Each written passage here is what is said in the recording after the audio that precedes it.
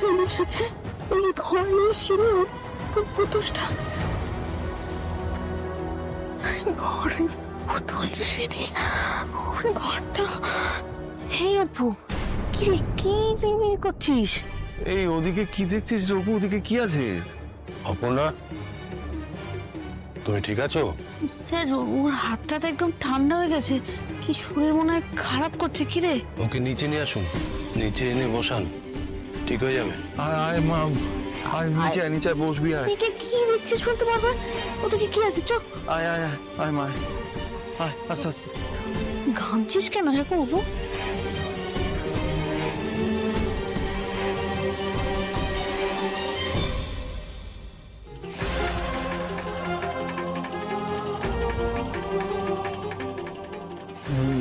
চল অপু, বসবি, চল চল চল চল চল, নেই চল, বসিয়ে দাও।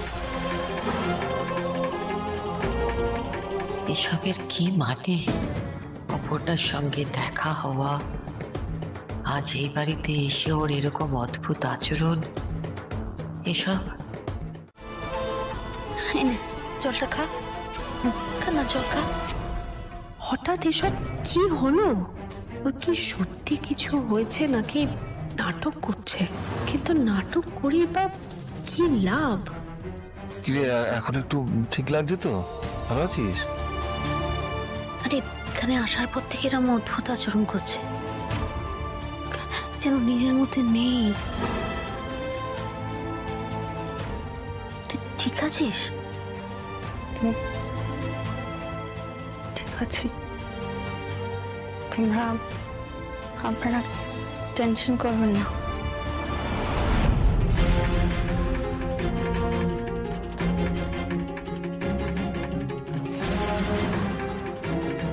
আচ্ছা, ও উপরে যাচ্ছিল কেন?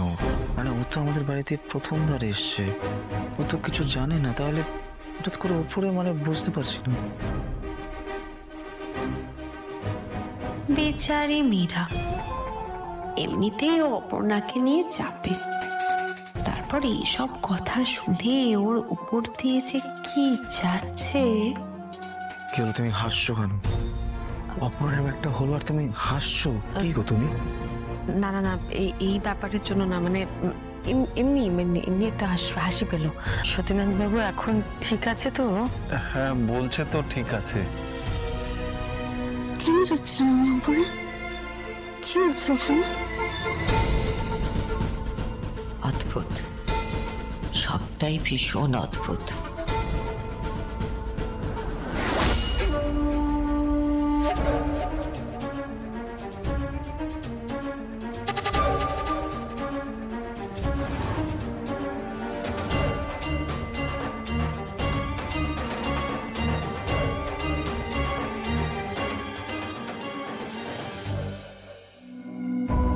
এই ঘর আজ বহু বছর বন্ধ। আজ এই ঘরের দরজা নিজে থেকে খুলে গেল। কি করে? আমি কি ঠিক করে লক করিনি? শেষবার যখন ঢুকেছিলাম না, এরকম ভুল তো আমার হওয়ার কথা নয়। তাহলে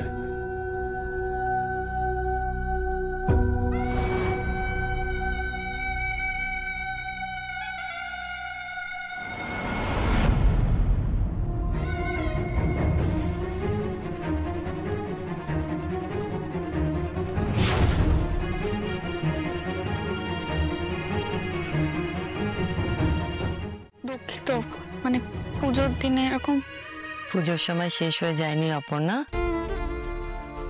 আগে বলো যে তোমার কোনো অস্বস্তি হচ্ছে কি? কি করে বোঝা না কি হচ্ছে? আমি তো এক্সাক্ট কিছু বুঝতে পারছি না। অপর্ণা, তোমার শরীর খারাপ লাগলে বলো, আমি ডক্টরের সঙ্গে কথা বলবো তাহলে। না না, কোনো দরকার নেই স্যার, আমি ঠিক আছি। ও এইরকমই স্যার, মানে অসুবিধা হলে ওটা ভেতরে ভেতরে ও রাখবে, মুখে বলবে না। কি রে? ম্যাডাম, আমার মনে হয় বাড়ি নিয়ে গিয়ে একটু বিশ্রাম নিলেও ঠিক হয়ে যাবে। দেখুন, এমনিতেই অনেকটা সময় নষ্ট হলো, আপনি যদি অনুমতি দেন তাহলে ওকে নিয়ে আমরা বাড়ি যাই। কিন্তু আপনারা তো পুজো উপলক্ষে এলেন, মানে থাকবেন না, ভোগ খাবেন না, চলে যাবেন? আজকে আর সেরকম মনের অবস্থা নেই ম্যাডাম। ঠাকুরের আশীর্বাদেও সুস্থ হয়ে গেলে পরে এক সময় আসবো। আজকে আমরা আসি ম্যাডাম।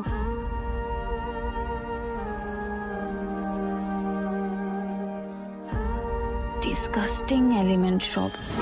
গেলে বাঁচি বাবা। উফ, বলা যায় না, একটু জোর করলেই আবার থেকে যাবে। মন তো চাইছে না, কিন্তু জোরও করতে পারছি না। দাঁড়ান।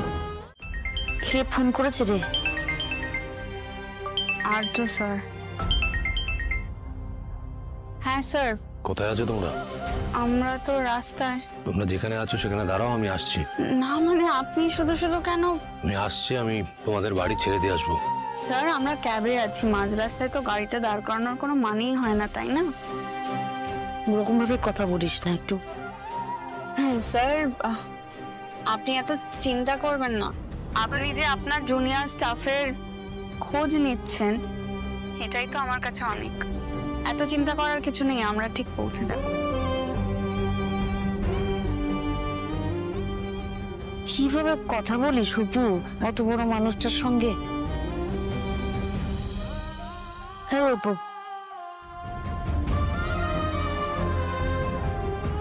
ঠিক আছে, এত চিন্তা করো না। তখন একটু মাথাটা ঘুরিয়ে গেছিল, আর কিছুই না।